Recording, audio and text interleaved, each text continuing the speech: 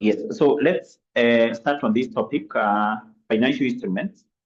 And the first thing we need to ask ourselves here, what are financial instruments? Financial instruments generally, this refers to those securities which are issued by the company, like shares, like debentures or basically bonds, for the company to be able to raise capital. So because generally we know that whenever a company wants to raise capital, a company can raise capital by issuing various securities, like shares, like debentures, like bonds. So those securities which are issued by the company to raise capital is what generally referred to as a financial instrument. But how do we define, or how are financial instrument defined under this standard here? The standard is IFRS 9, International Financial Reporting Standard number 9. So this standard here defines a financial instrument as a contract, which give rise, to a financial asset to one entity, and a financial liability, or basically equity to another entity. That is the definition of a financial instrument. So we are saying is a contract which will give rise to financial asset to one of the entity, a financial liability or equity to another entity. For you to be able to understand that particular definition, let me give a small example here. Assuming we have a company X, and this company intends to raise capital to undertake a certain project. In this case, I've said this company can raise capital either by issuing shares or maybe issuing some debt instruments like debentures. Assuming that some of these shares or some of these debentures have been issued to another company Y. So in this case, if that is the case, we say that these two companies have entered into a contract. Now, this particular contract for the issue of shares, this contract for the issue of debentures, basically is what we refer to as a financial instrument, because we are saying in this contract, or this contract here, basically will give rise to financial asset to one of the company here. We will be able to see how, and also it give rise to a financial liability or equity to another a company. Like in this case, first of all, let's assume that this company here want to raise capital by issuing shares. Specifically, this company has issued ordinary shares. So what we know is that once a company has issued ordinary shares, that company raises share capital, which is known as ordinary share capital. Now, ordinary share capital, basically what we know from financial accounting is that this is a component of equity. Equity comprises of what? Equity in a company comprises of share capital and reserves. So therefore, once a company has issued ordinary shares, that company will raise a share capital, which is known as what? The ordinary share capital. And basically that ordinary share capital we are saying is a component of equity. So therefore, you can see once this company has issued shares, and some of those shares are issued to company Y, this company enters into a contract, and this contract gives rise to equity, as far as this company is concerned. Now, on the other hand, let's assume that this company decides to raise capital by issuing debentures. So once a company has issued debentures, we know that that company has got a financial obligation. Financial obligation is basically obligation to pay something. So once a company issued debentures, this company has a financial obligation to pay interest, and also to pay the principal amount. Assuming these debentures which have been issued, they have a life of 3 years. If they have a life of 3 years, it basically means that this company in year 1, year 2, year 3, our company will be required to pay interest at the end of each year, and then at the end of year 3, those debentures will mature. They will mature. What the company will be required to do is to redeem them by paying back the principal amount. The amount which was paid by the holder of this particular debentures. It basically means that once our company has issued debentures, then that gives rise to, or our company here will be having a financial obligation to pay the annual interest here, to pay the principal amount once those particular debentures mature. And therefore, these particular debentures, once they have been issued by the company, or once a company issued debentures, this gives rise to something called a financial liability. It gives rise to something called a financial liability, because also we know, if, for example, you're preparing a statement of financial position of a company, you're preparing a balance sheet of a company. If a company has issued debentures, how do we classify these debentures? These debentures, we know they are a liability. Specifically, these debentures are non-current liability. So therefore, you can see, if this company is to raise capital by issuing debentures, then that gives rise to something called a financial liability, which you're saying is that obligation to pay interest, that obligation to pay what? To pay principal amount once those particular debentures do what? Do mature. So therefore, you can see once this company has issued shares or debentures, our company will enter into a contract. This contract will give rise to equity. In case our company issue shares, it will give rise to financial liability if our company issue what? Issue debentures. Now, assuming that some of the shares or debentures issued by this company, they issue to company Y. They issue to company Y. So company Y basically will have invested in shares, will have invested in debentures issued by company X. So this company will invest. So once a company or once an entity invests in shares, once a company invests in things like debentures, to this company, that investment is an asset. That investment is what? Is an asset. The same case, if today as an individual you decide to invest in shares, you decide to invest in things like debt instrument issued by the government, T-bills, T-bonds, to you that investment is an asset. Is what? Is an asset. Specifically, that investment in shares, that investment in debt instrument, which you are saying is an asset, specifically this is a form of a financial asset. This is a form of a financial asset. A financial asset basically is an investment in shares. It is an investment in debt instrument like the government securities and so on, and so on. So therefore, you can see once this company has invested in shares, it has invested in debt instrument issued by this company, then that gives rise to financial asset as far as this company is what is concerned. So therefore, you can see this contract, which is entered into by these two companies, that contract for the issue of shares or debentures, by the end of the day, it gives rise to what? To equity or financial ability to this company, and it gives rise to financial asset as far as that company is what is concerned. That's why we have defined a financial instrument here to be a contract which gives rise to financial asset to one of the entities within that contract. It gives rise to financial ability or equity to the other entity within that particular what? A contract. Now, once these financial instruments have been issued, a company, for example, has issued shares, a company has issued debentures, or a company has invested in shares or debentures. In terms of how the company should account for that, for those shares, for those debt instruments, either issued or purchased, that is governed by IFRS 9. IFRS 9 stands for International Financial Reporting Standard number 9, and it's also important for you to note that this is basically a new standard which was issued to replace the old standard on financial instrument. That is, the old standard was International Accounting Standard number 39. This standard has been scrapped. In other terms, we say it has been superseded. It has been superseded. Superseded means that it has been done away with and basically replaced by the new what? By the new standard. If you can be able to recall, even in our previous topic, the topic on leases, we said current leases are accounted for in accordance with IFRS 16, and actually we said IFRS 16 is a new standard issued to replace the old standard on leases, which was IAS what? 17. So that standard has been superseded, scrapped, and replaced by IFRS 16. In the same case here, we are saying IAS 39, which used to govern how financial assets were measured and also accounted for, that standard has been superseded, scrapped, and replaced by IFRS 9. So currently, financial assets, financial liabilities are basically measured and also accounted for in accordance with IFRS what? 9. And therefore, majorly in this particular topic here, we are going to look on two items. One, financial asset. What are financial assets? Basically, you are saying this is an investment in shares. It is an investment in debt instruments like debentures. How we classify financial assets in accordance with IFRS 9, and how do we determine the value of financial assets once they have been acquired, and also at the end of each year, equally in accordance with IFRS 9. Also, we're going to discuss on the aspect of financial liabilities. Financial liabilities basically have said these are the debt instruments issued by the company. If a company issued debentures, issue bonds, and so on, that is a form of financial liability. How do we classify those financial liabilities?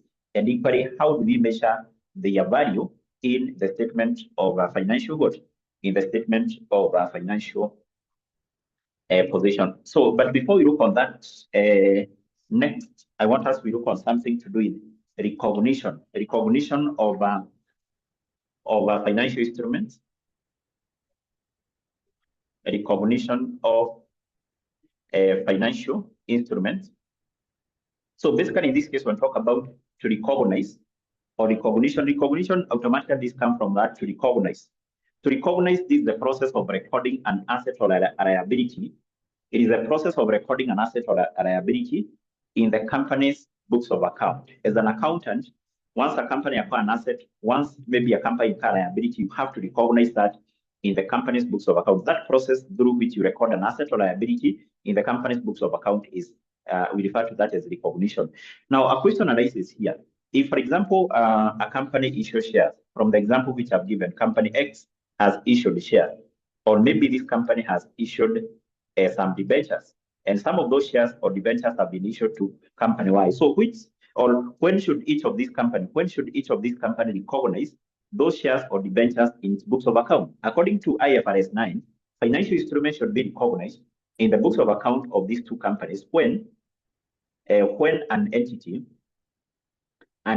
becomes a party, when an entity becomes a party to the contractual relationship,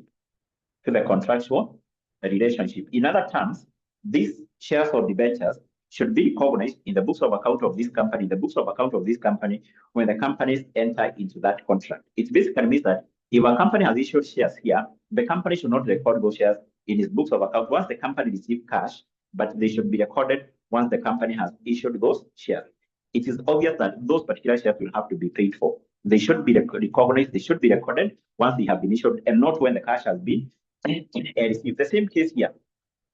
Once this company has purchased or basically invested in shares or basically debentures of this company should record those shares or debentures in its books of account whenever the company becomes a party to that contract, not when those shares or debentures will be paid for. But once they have been purchased, even if they will be purchased for on a future date, they should be recognized. So therefore, financial instruments should be recognized when an entity becomes a party to the contractual relationship.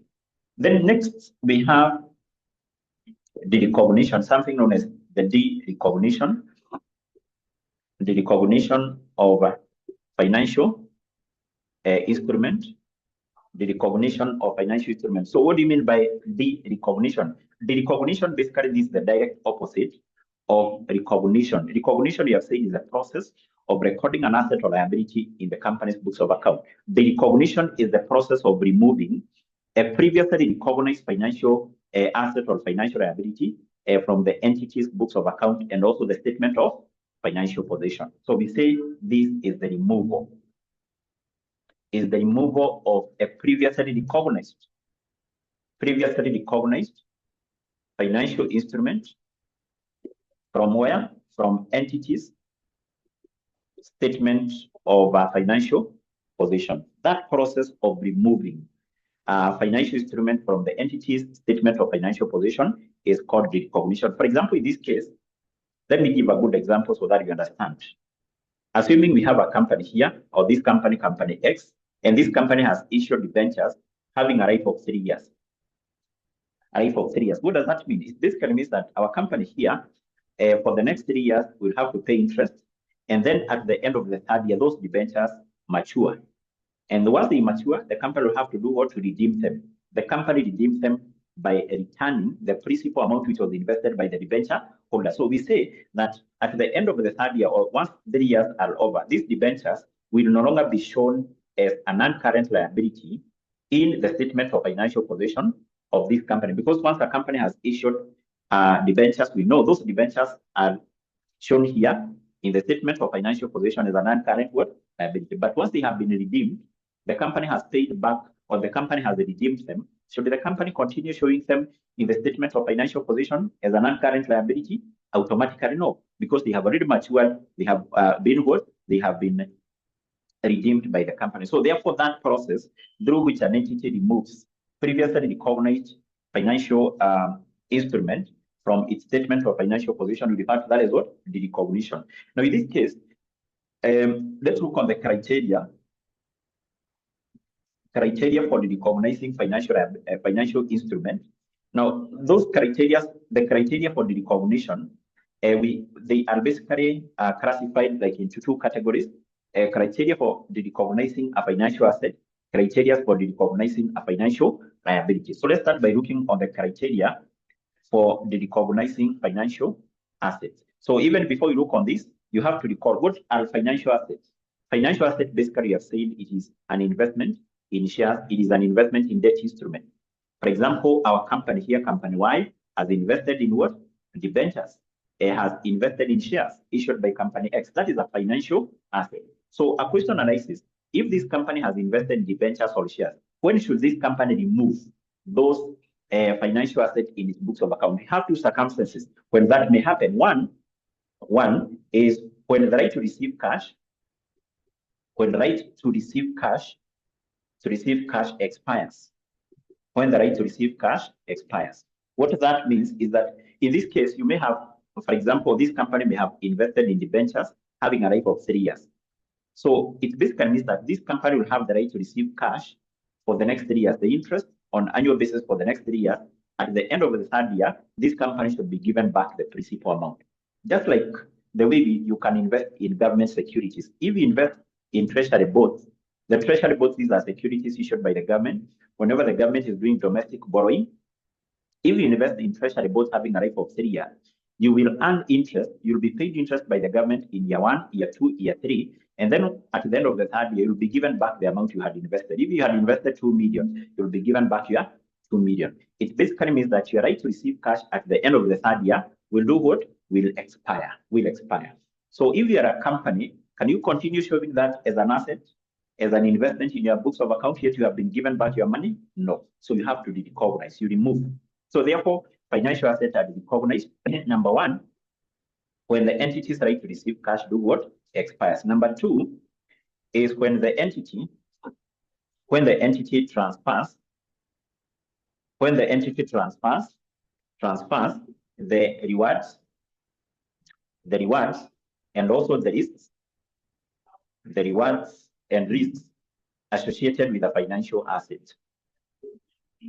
When the entity transfers the risks and rewards associated with a financial asset. What do you mean by transferring the risk and the reward? This whereby if you have invested in some shares or debentures, we know that any form of investment has some reward. For example, if you invest in debentures, the reward you're entitled to is the interest.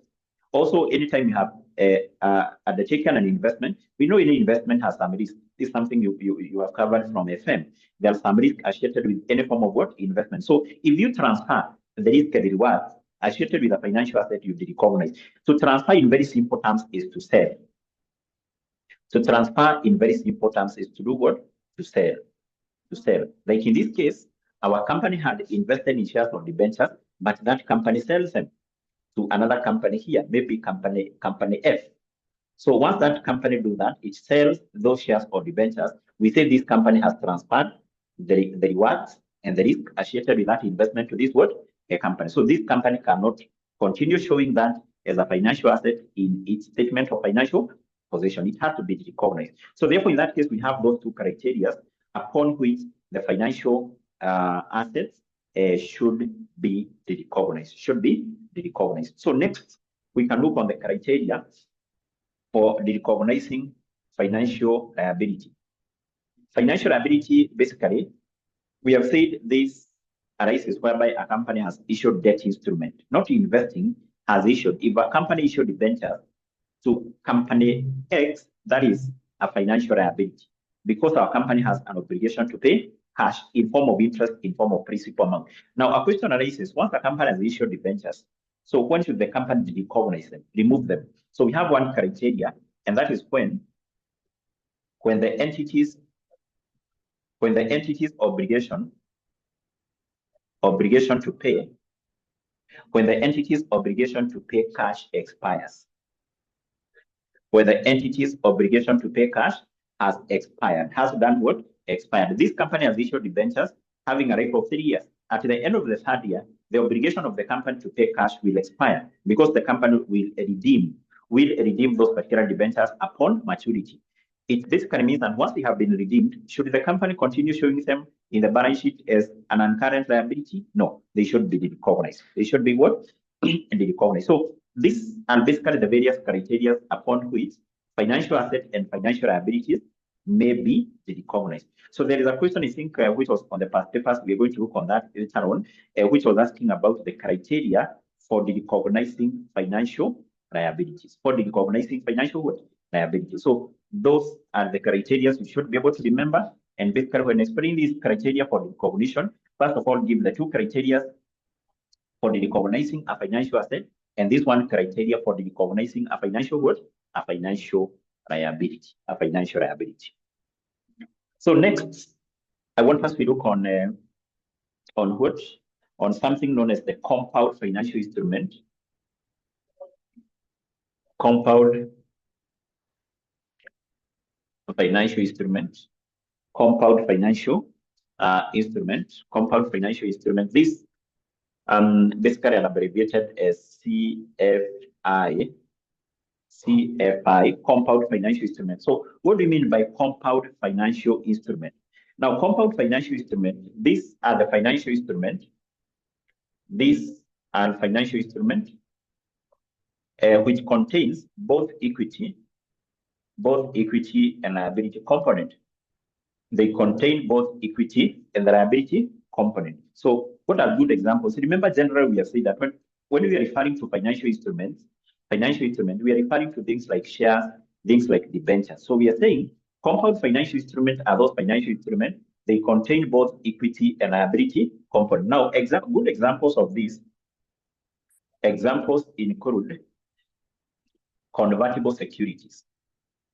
Convertible securities. Convertible securities are which securities? These include things like the convertible debentures, any security which is convertible, convertible bonds, convertible loan stock, convertible loan stock, etc. These are good examples of what? These are good examples of what? Of convertible securities. Now, why do we say that these convertible securities contain both equity and liability component? Why do we say so? That they have the equity and liability component. The reason why we say they have these two components, equity and liability component. Number one is that the company which has issued these convertible securities, assuming company X has issued convertible debentures. Now, this company here, which has issued them, this company referred to it as the issuer, we say it has an obligation to pay interest and to pay back the principal amount, assuming they will not be converted into ordinary shares. Because the reason why we refer to these securities as convertible is because the holders have the right to convert them into ordinary shares. If you buy convertible debentures, you may decide to convert them into ordinary shares at a certain rate of exchange. So in this case, we are saying that the company which will issue them has an obligation. Actually, we say the issuer, this company here, has an obligation to pay cash. The cash to be paid by our company here is in form of interest and also the principal amount. If they will not be converted into ordinary shares, our company here must pay interest and also must pay the principal amount. Assuming we are told that these convertible debentures will be redeemed maybe after 3 years. After 3 years. So what that means is that if you invest in these convertible debentures, you must convert them into ordinary shares before the expiry of 3 years, before the end of 3 years. If you don't convert them into ordinary shares, at the end of the 3rd year, the company will redeem them. So and therefore, we are saying if they will not be converted into ordinary shares, what is the obligation of this company? Is to pay interest and principal amount for the next 3 years. That obligation to pay interest and principal amount, that is in itself is a liability. In itself is a liability, because the liability we know is an obligation to pay what? Cash. So that's why we say that they contain liability component due to the fact that the issuer has an obligation to pay what? Has an obligation to pay cash. Why do we say that they contain the liability component? The reason why we say they contain liability component is because the holder is basically the person who has bought these convertible debentures. If you buy the convertible debentures, you have the right to convert them into ordinary shares. The holder here has a right to do what? To convert them into ordinary shares. And basically, this right to convert them into ordinary shares this is what you refer as equity. Equity, because in this case, if you have the right to receive the ordinary shares of the company, that right to refer to itself, or that right in itself is equity. Equity is where maybe you have bought the ordinary shares of the company, or you have the right to do what? You have the right to receive ordinary shares of the company. For example, once you convert these convertible debentures into ordinary shares. So that's why we are saying that these compound financial instruments, these convertible securities, they contain equity component because as a holder, you have the right to convert them into ordinary shares. They contain liability component because the company which has issued them, the issuer, has an obligation to pay interest, has an obligation to pay what? The principal amount. So therefore, if you come across a question and you're told a company has issued convertible debentures, convertible bonds, convertible loans, so what you need to remember very fast is that that is a compound financial instrument. Now, how are these compound financial instruments accounted for? Now, a different standard comes in here, and the standard is International Accounting Standard number 32, which basically requires that these two component part, the equity and the liability component, must be splitted. In other terms, we say that this standard, IAS 32,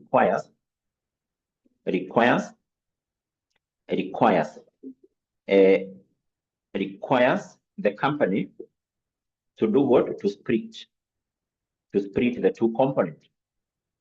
To split the two components. The two components, remember, is the liability and equity component. The two components must be splitted and accounted for separately. So the company must compute what is the value of the equity component, what is the value of the liability component. So in the process of splitting these two components, we have two steps which are followed. We have two steps which are followed. The first step is that the company should compute the liability component. The company should compute the value of the liability component. Now, if you can be able to recall, we have said this liability arises as a result of the company's obligation to pay interest and the principal amount. So, meaning that if, for example, you are told the company issued convertible debentures having a life of 3 years, it basically means that this company in year 1, year 2, year 3 will have to pay interest. And then at the end of year 3, the company will pay back the principal amount. The principal amount is the amount payable on redemption. The amount payable on redemption, the company will have to pay the principal amount at the end of the 3rd year. So therefore, for us to be able to compute this liability component, we are saying, or in terms of how we compute this liability component, and basically that is always determined on the date of the issue. So we do what? We discount this interest and the principal amount. We get their present value. So in other terms, the liability component, this one is equal to the present value of the annual interest plus the present value of the principal amount. So we discount this. So we discount this interest to be paid plus now what? The principal amount. We get the liability component. So after getting that liability component, step number 2 entails computing the equity component. Step 2, we compute the equity component. So how do we compute this equity component? So we take the sales profits. The sales profits, in other terms, is the amount received. So when the company issued these convertible debentures, they were issued at an amount of how much? That amount received is the sales profit, or in other terms, it is the amount received. So to this we less the liability component, which we computed here in step 1, which we computed in step number 1. So after deducting that, whatever you get here, this is known as the equity component. The equity component. And this equity component, or in other terms, the value for the equity component, this remain constant. The value of equity component will not change in year 1, year 2, year 3, year 4. That value for equity component does not change. But recall, this liability component, this represents what the company will have to pay in the next 3 years. And because it represents what the company will have to pay for the next 3 years, that means that the value for the liability component at the end of year 3 here should be 0. should be 0. So therefore, once you have determined this liability component, the liability component should always be amortized. Should always be what? Amortized. So the aspect of, or in terms of how we do the amortization here, this is the same, we apply the same concept you cover in FM, how to amortize a loan.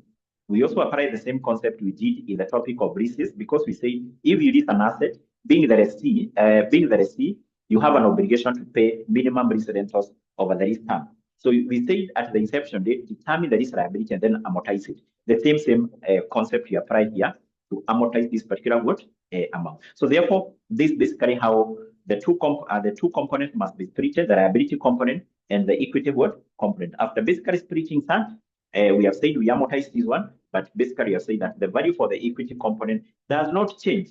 The value for equity components remain the same throughout the life of this compound financial instrument. Now, with that particular knowledge, now I want us we do a question from a past paper. We do a question from a past paper on this, on compound financial instruments. We have a very good question, I think, which was tested in the teaching of August of 2023,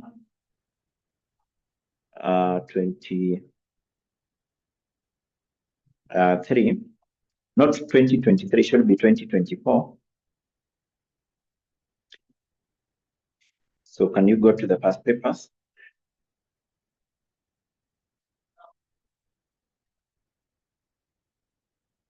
Yes, and I hope you're together up to that point. Are we together up to that point? Are we together up to that point? Angela, are we together up to that point? Aaron, Helen, are we together up to that point? Are we together up to that point? Lucia, Martha, Zipporah, are we together up to that point? Are we together up to that point? If yes, I think now we can be able to look on an illustration. I've said this was from which paper? No, I think that one is not. Let me see.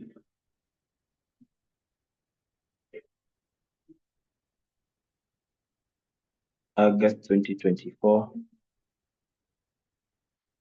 Yes, it should be April. It should be April. It should be April of 2024. And this was the question 5B. This was the question number 5B.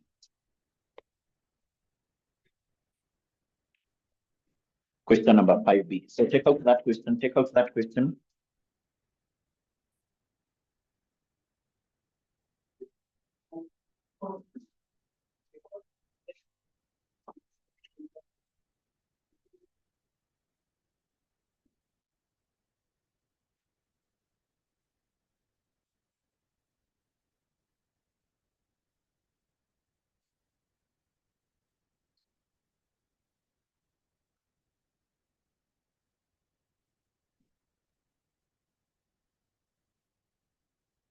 Yes, are you there? Do you have the question with you?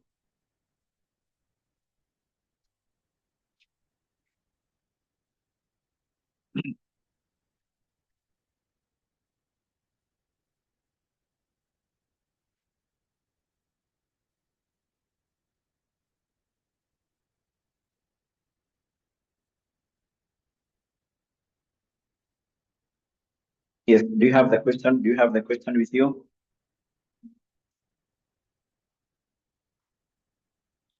Aaron, the past papers are in the class WhatsApp group, Aaron.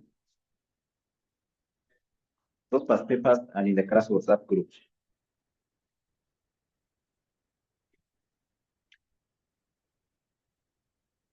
Make sure you're in a position to retrieve those papers.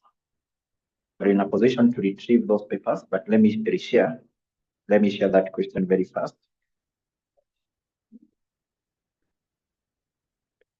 So it's already shared. So what are we told here? What are we told? What are we told here? What are we told? What are we told? Okay, so the question is, on 1st December 2020, 𝗙𝐸𝐻 Limited issued 9% convertible loan stock at the par value of shillings 120 million. So you can see what the company issued. The company issued convertible loan stock. Anytime you see the word convertible, what you need to remember very fast is that this is a compound financial instrument. And therefore, on the date of the issue, you will have to split the two components, the equity component and the liability component. So then you're told there were no issue costs. Interest on loan stock is payable in arrears on 30th of November each year. And then you're told the loan stock will be redeemed at par on 1st of December 2024, or may be converted into 180 ordinary shares for every shillings 100 of the loan stock. And then you're told an equivalent loan stock without the conversion option would have been carried at the interest rate of 11%. So what are we required to do here? With suitable calculations, demonstrate the accounting treatment of the above transaction in the financial statements of 𝗙𝐸𝐻 Limited for the year which ended 30th of November 2021, 2022, 2023, 2024. Loud your answers to the nearest 1,000 of shillings. So the marks allocated there were 8 marks. So even before we answer our question here, we have said that this 9% convertible loan stock, 9% convertible loan stock issued by 𝗙𝐸𝐻 Limited, issued by 𝗙𝐸𝐻 Limited.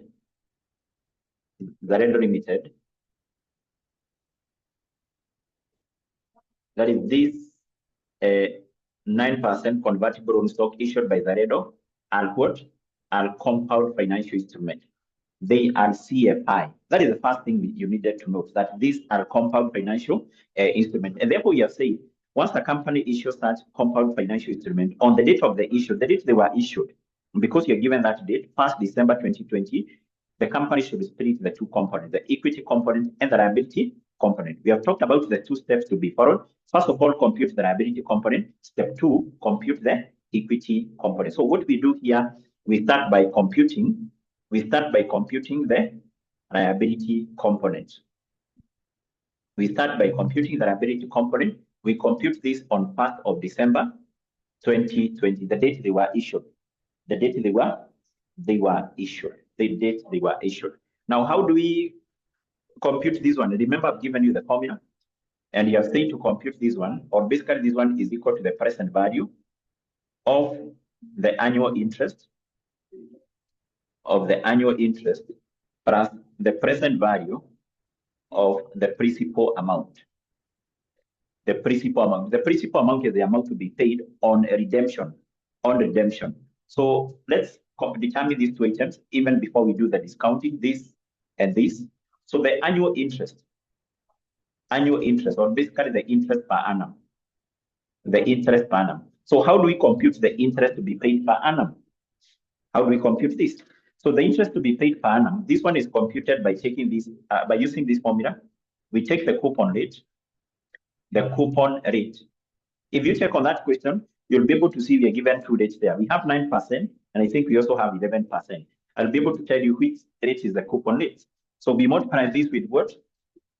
With something called the par value. The par, also known as the nominal value, also known as the face value of the compound financial instrument. Compound financial instruments, remember, are this 9% loan stock. Understand? Yes, that is the formula which we use to compute the annual interest, or the interest to be paid per annum. Now, I'm saying in this question here, we have 2 rates. We have this 9%, this one. And then we also, in the last paragraph, we are given 11%. Which interest is the coupon rate? So if the question is silent, the examiner has not specified which is the coupon rate. The coupon rate is always the rate which is given before the name, of the compound financial instrument. So therefore, this 9% is the coupon rate, the rate given before the name of the CFI. So because the examiner is not specific. So therefore, the coupon interest rate is 9% times the par, nominal, or the face. The examiner can use any of those words, but they mean one and the same thing. Now, if we go back to the first paragraph, can we go back to the first paragraph? We go back to the first paragraph. We are told on 1st December 2020, 𝗏𝗏 Limited issued 9% convertible loan stock at par value of 120 million. And you see, at par value. Par value is what? 120 million. I've said that par value can also be known as the nominal value, can also be known as the face value. But in our case, is what? Is 120 million. So that will give us interest of how much? How much interest will be paid annually? Give me that rate there. Sorry, not rate, but rather the interest will be paid per annum. The interest will be paid per annum. Per annum. Well, it will be how much? Yes, I'm given here by Aaron an amount of 10 million, 10,800,000. Yes, so that is basically the interest which will be paid by our company per annum. Per annum. So we already have this annual interest. So what about the principal amount? The principal amount, basically I've said this is the amount to be paid on redemption. So when the company is redeeming, or the company will be redeeming this convertible loan stock, how much amount will be paid? So in this case, the principal amount, the amount will be paid on redemption. This one is always equal to the par value. The par value, which is the same with the nominal or the face value, unless told otherwise. Unless told what? Told otherwise. Unless told otherwise. So the amount to be paid on redemption should always be equal to par value. For example, if you you invest in government securities, you invest 2 million. So once the government is redeeming, or once those government securities mature, should be given back your principal amount. Sasa, unless agreed otherwise. The same case here. We are saying the amount to be paid on redemption should always be equal to the par value unless told otherwise. No. So if we go back to this question here, we are given that information. Where do we have that information? We have it in paragraph 2. In paragraph 2, we are told the loan stock will be redeemed at par, on 1st of November 2024. So they will be redeemed at par. I hope you can be able to remember the par value. The par value is this, shillings 120 million. So that is the amount to be paid on what? On redemption. So what we need to do is basically now to discount this. We discount the annual interest, we discount the principal amount. For you to be able to understand how you're going to discount this,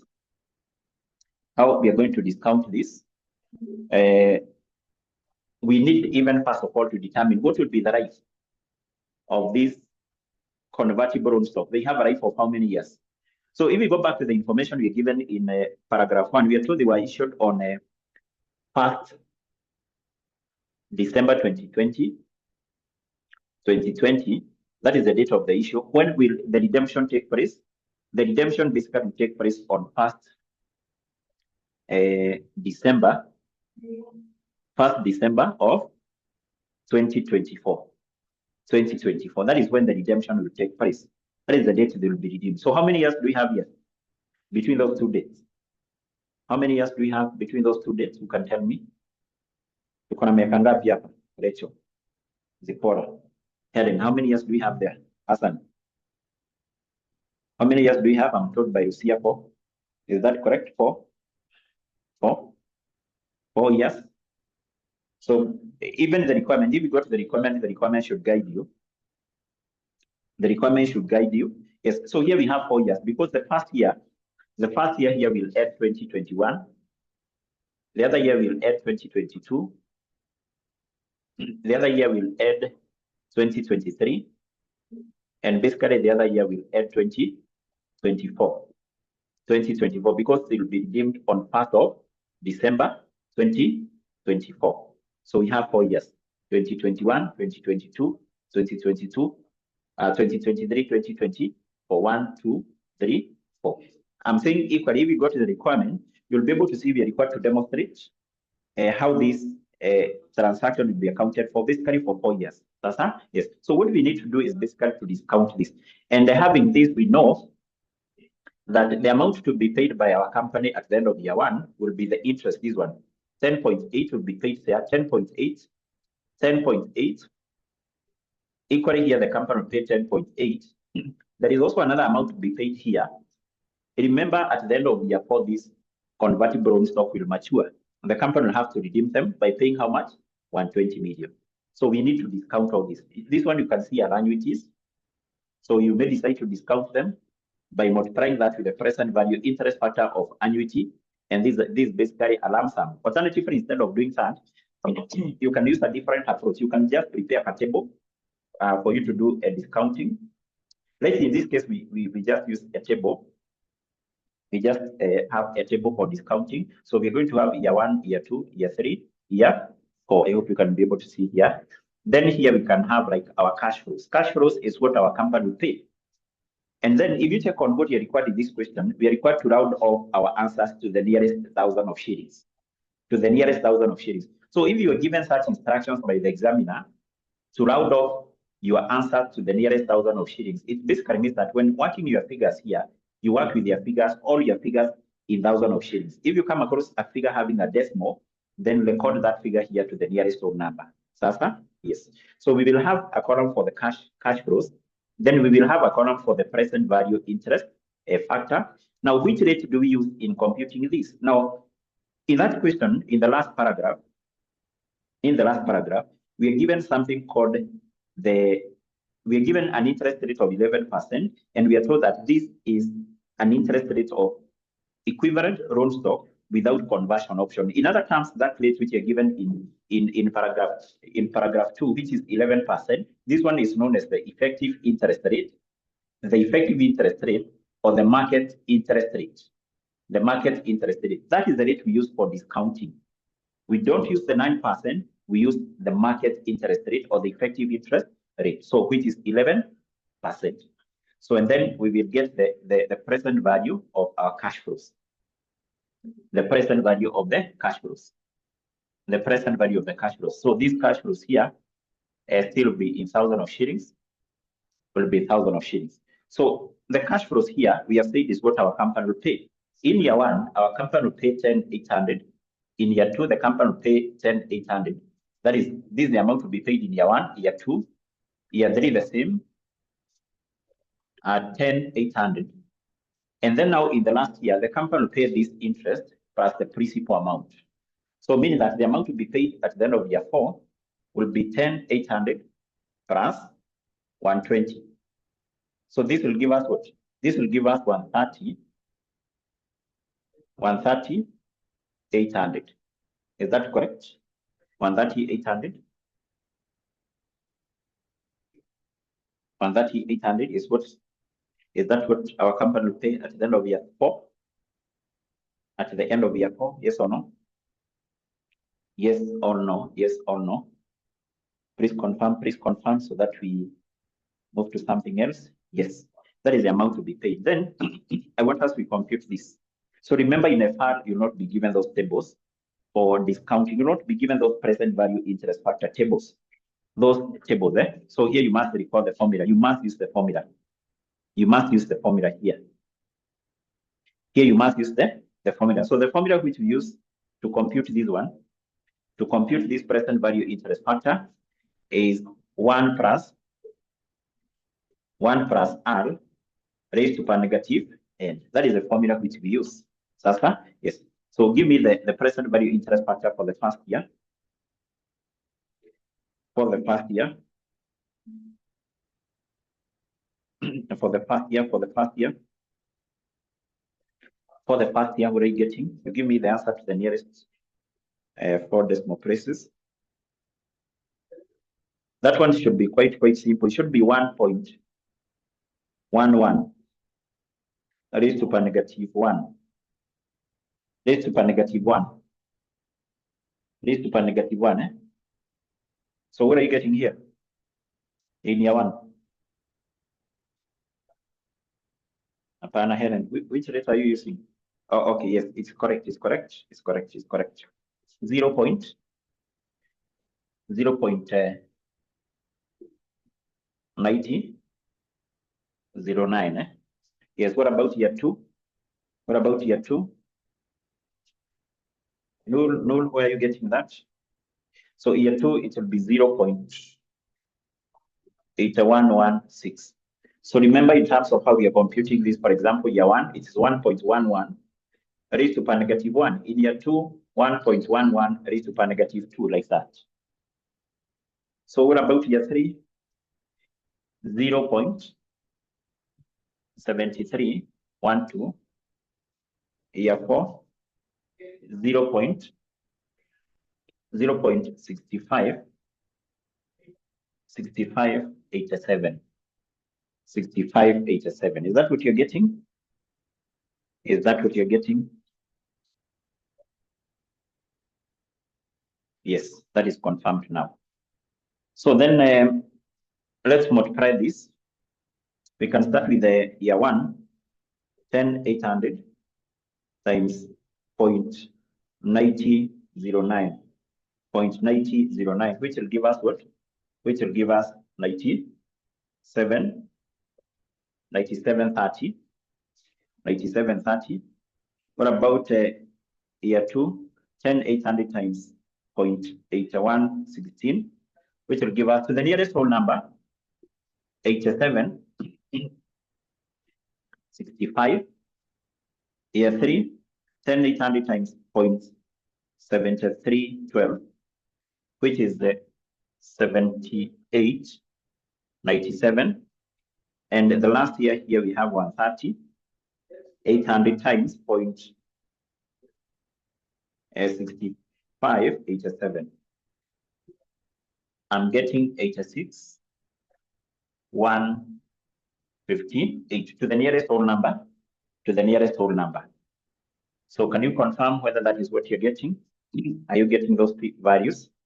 Is that what you're getting?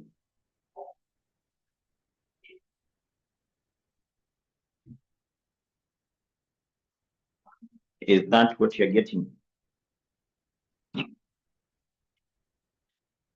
Yes. So let's get the total then.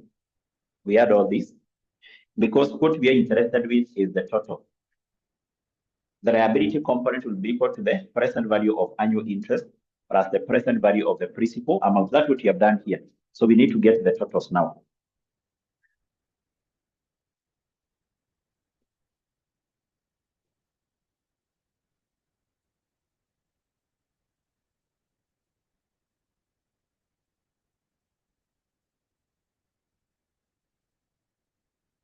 Yes, 112,550. Now this 112,550, what is this?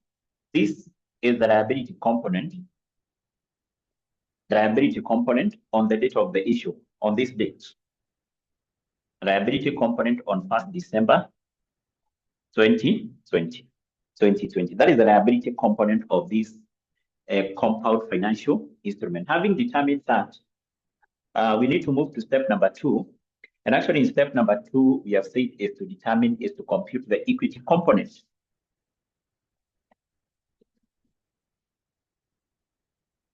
In step number 2, we compute the equity component.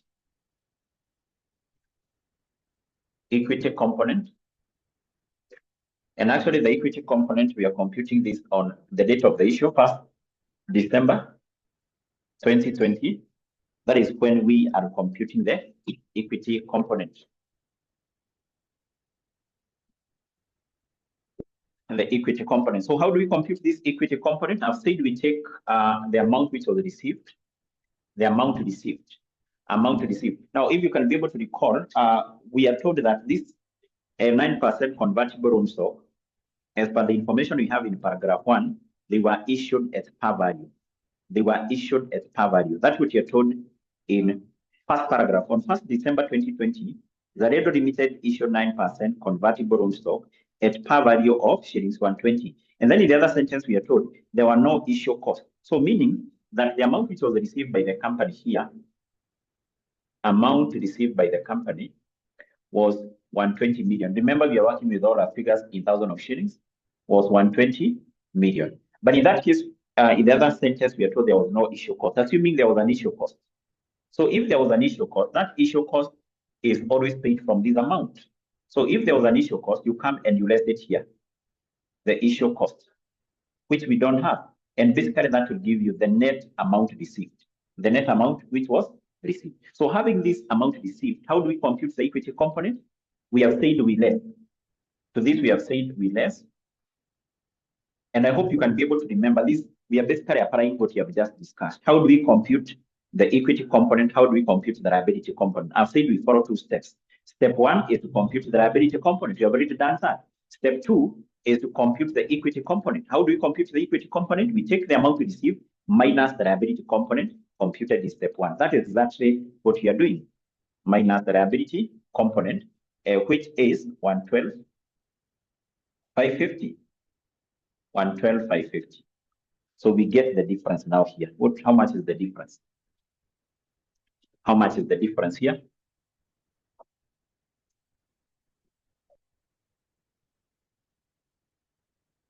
The difference, yes. So this is what we refer as the equity component. Equity component, and basically I say the value for the equity component will not change over the 4 years. Over the 4 years, that remain constant. This one will not change. Now, is this now what the examiner was requiring? We have not yet answered our question.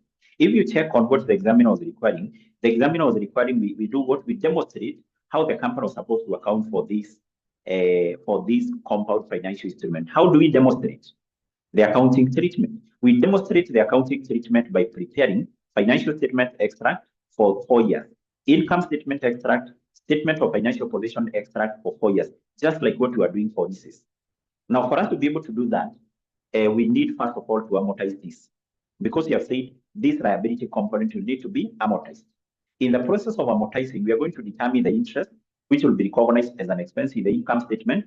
We will also determine the liability component at the end of each year, which will be recognized in the statement of financial position as a liability. So therefore, even before we prepare those extracts, we must amortize this. So therefore, for us to amortize this, we need to prepare the amortization schedule.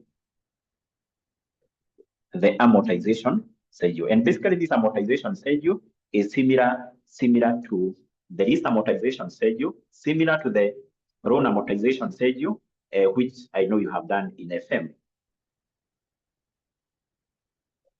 So what do we have here?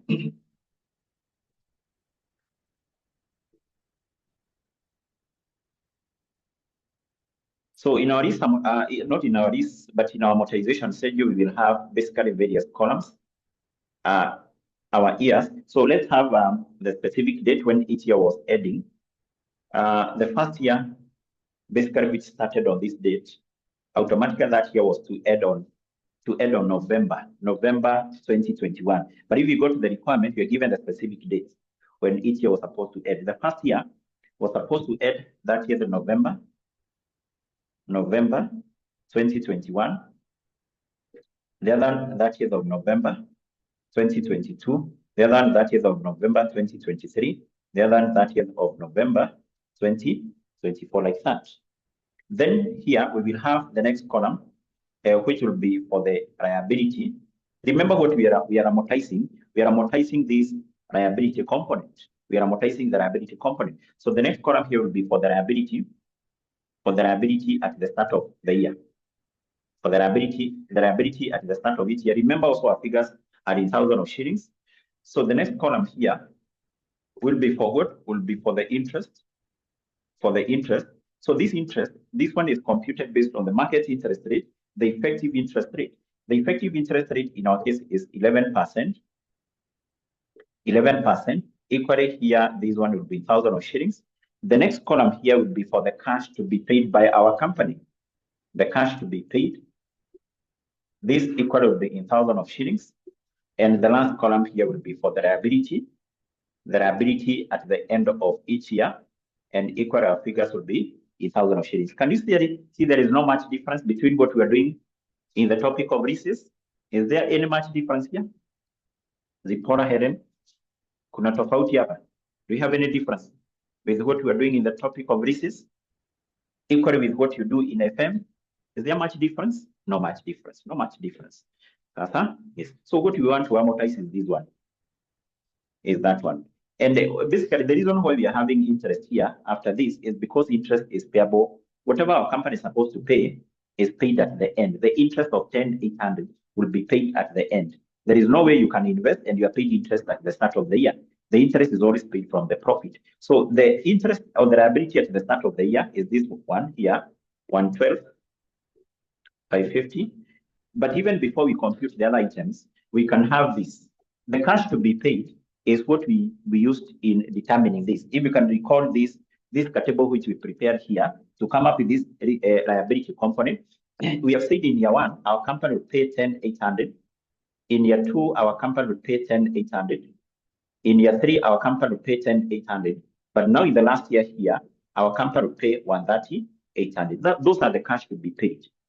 Those are the cash to be paid. Those do not need to be, we don't need to compute that. What we just need to compute is the interest and the liability at the end of each year. So let's compute this one. We compute the interest. So it will be 11% of this. 11% of 112 by 50.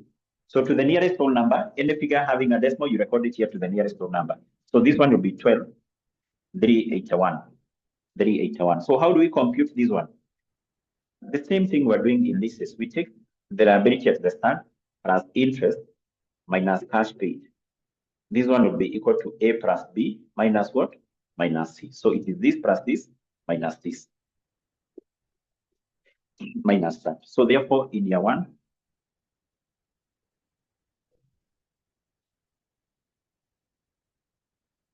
so that will give us what? What are you getting here?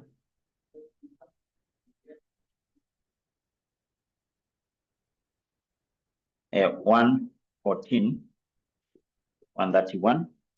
So that will be the opening balance here. 114, 131. We compute the interest, which will be 11% of that. To the nearest whole number, 12,554.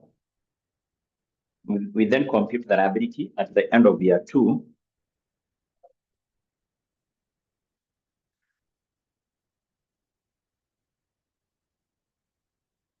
$115,885. Is that what you're getting? Please confirm, please confirm. Is that what you're getting?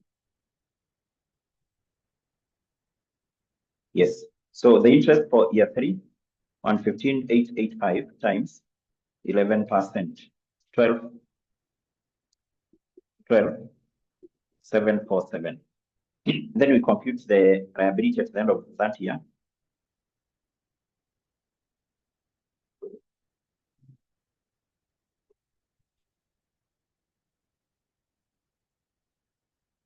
What are you getting?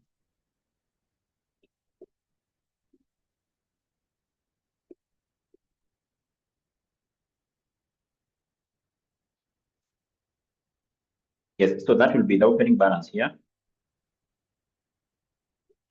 The interest, 11%, which will be 12,960.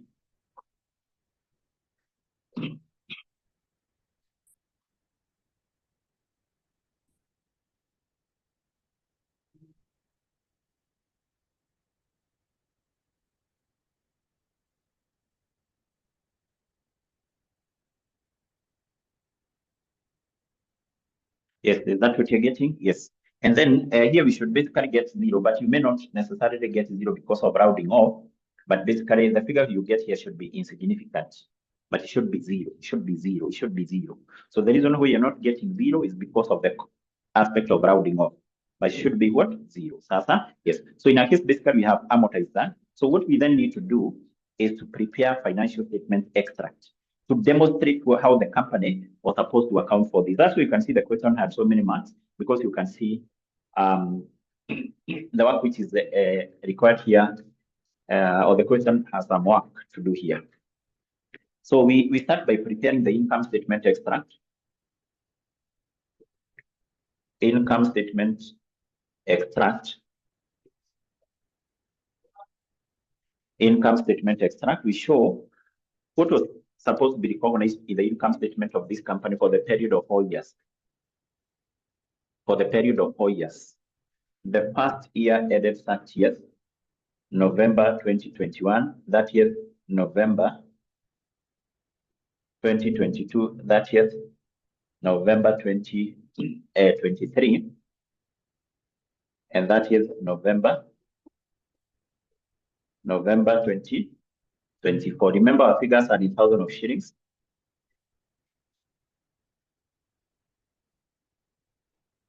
Are in thousands of shillings like that. In thousands of shillings like that. Okay, so in our case, I've said what was supposed to be recognized here by our company is this interest. This interest will be recognized here as an expense. Specifically, we say any form of interest, be it the interest on leases, be it the interest on these compound financial instruments, that one should be recognized here as part of the finance cost. As part of the finance cost. The finance cost for the past year is what we have here, 12,381. We have 12,554. We have 12,747.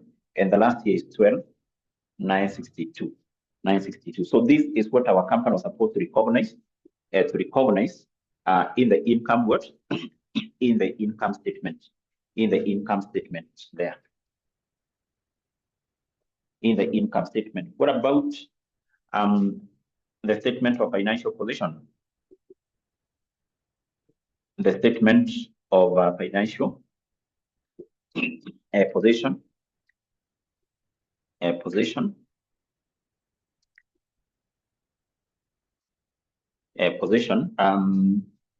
Remember, our company here in the statement of financial position basically recognize two items.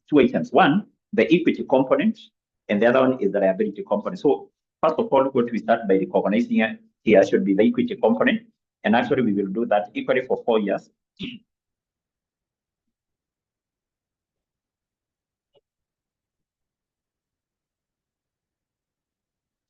That year of October 2024. Also, remember our figures are in thousands of shillings.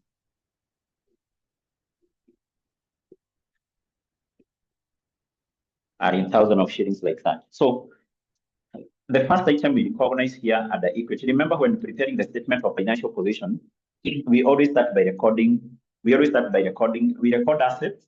After assets, we record equity. After equity, we record liabilities. Do we have any component of asset to be recognized here as far as this compound financial instruments are concerned? No. But we have a component of equity. We record the component of equity, then we record the component of liability. So at the equity, what the company was supposed to recognize is something called the equity component. The equity component of the convertible loan notes. Make sure you write that in full. Equity component of the 9% convertible loan notes. And this is the figure which we computed. Was it 70 what? The equity component was how much? It was 70 something, 70? How much was the value for the equity component? 74.50. 74.50. If you can be able to record, you have said this value remain constant. It will not change. This remain constant. It remain constant. This one does not change. Does not change. Then from there, we add the liabilities. And in this case here, don't specify whether this is non-current or current, because essentially, if you can be able to recall what we are doing in leases, we were splitting this liability into non-current and current. So in this case, we can do the same, but this standard does not require the company to split this liability into non-current and current. We just write is the liability. Part of it is non-current, part of it is current. So under the liabilities, the company will have something called the liability component. The liability component of the convertible loan notes. The liability component. The liability component, which will be recorded in the statement of financial position, is what we have here from the amortization schedule. In year 1, it is this one. It is this one. How much is it? 114, 131, this one. Year 2 is this one, 115, 885. Year 3, 117, 832. And year 4, sorry, it will be what? It will be 0. It will be 0 like that. It will be 0 like that. So this essentially what was required as far as that question is concerned.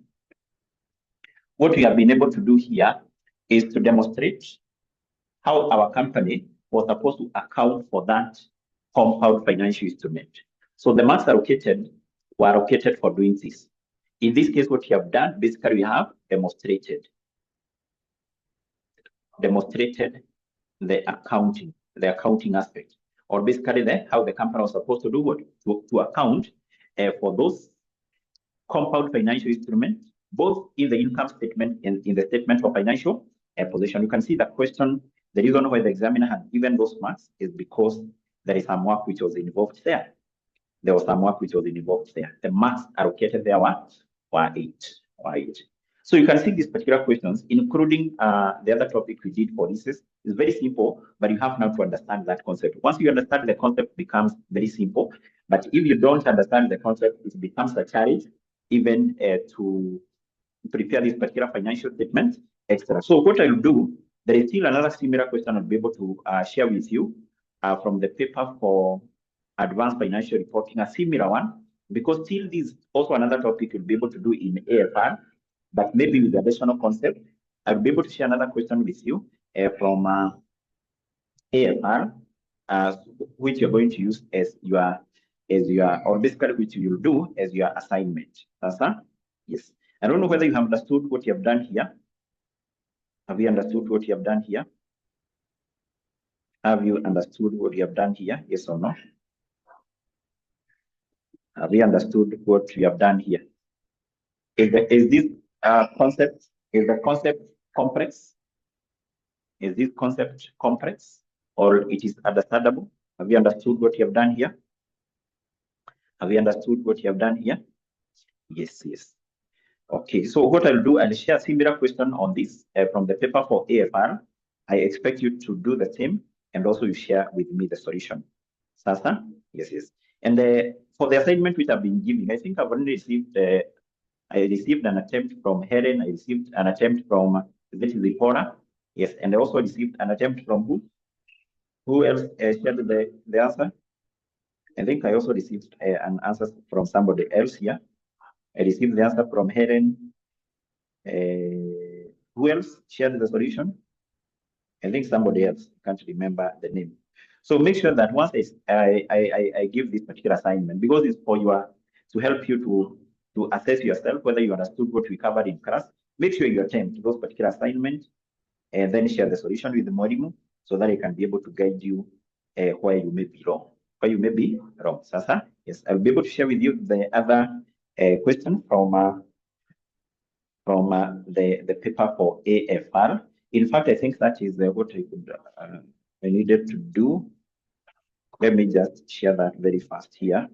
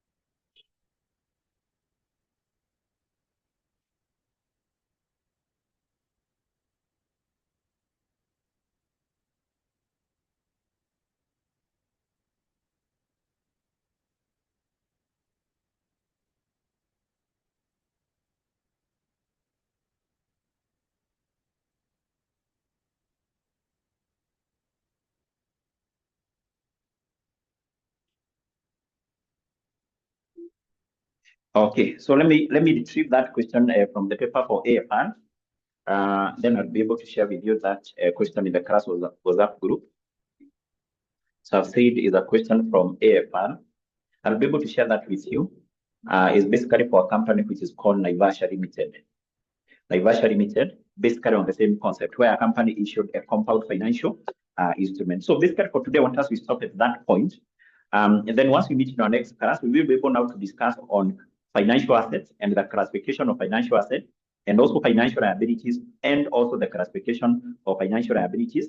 And then from there, we will also be able to do a number of questions from the past papers equally on financial assets and financial liabilities. So therefore, for today, unless maybe there is a question, I want us to stop at that point.